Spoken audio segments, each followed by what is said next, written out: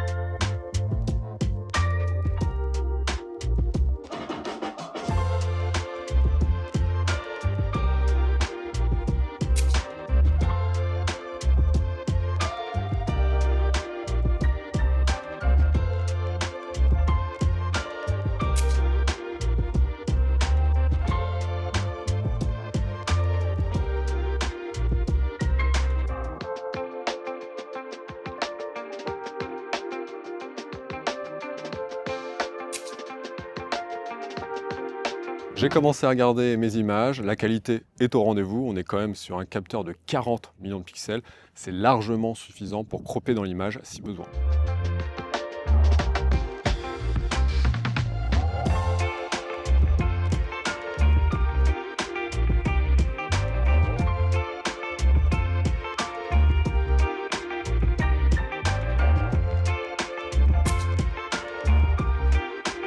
L'affichage du viseur électronique est vraiment bien fait, ça rappelle l'affichage des appareils argentiques.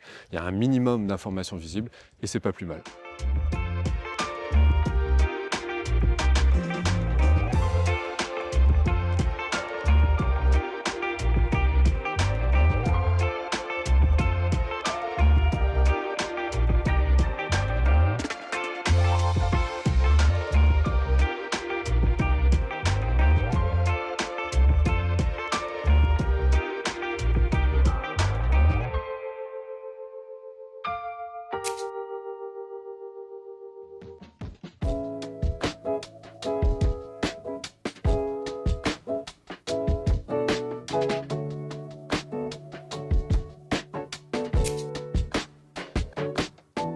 Au niveau de la taille, ça reste assez petit et discret pour faire de la street photographie.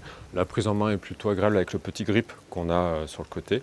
J'aime beaucoup cette molette de simulation de film qu'on a sur le dessus. On peut mettre même 3 emplacements de simulation personnalisés. Et là, moi, je fais du noir et blanc, donc j'ai fait simple avec la simulation Acros.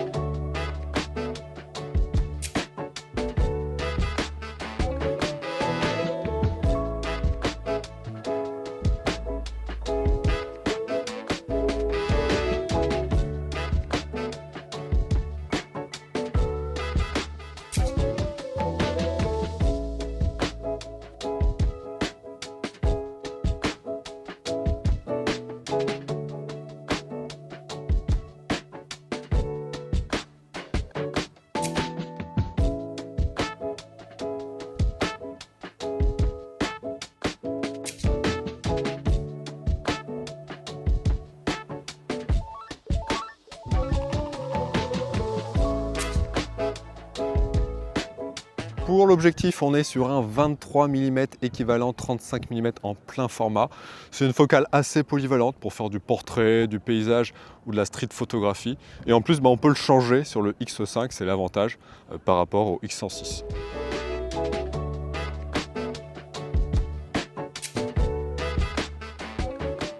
Petite précision sur l'autofocus, j'avais activé l'AFC et la détection des visages, et c'est très puissant parce que je ne crois pas avoir eu de photos floues. On arrive à un niveau de technologie où l'autofocus devient redoutable, et ça dans plein de situations différentes, même en basse luminosité. Au final, j'ai été surpris par cet appareil pour sa compacité, ce capteur de 40 millions de pixels, cette molette de simulation de film et ses matériaux premium. Honnêtement, comme le X106, ça reste une valeur sûre. Je vous avoue, j'aurais bien aimé le garder encore un peu plus longtemps, mais voilà, je dois le retourner chez Fujifilm demain. En tout cas, si cet appareil vous intéresse, n'hésitez pas à utiliser mon code créateur DigitPhoto Pellicule.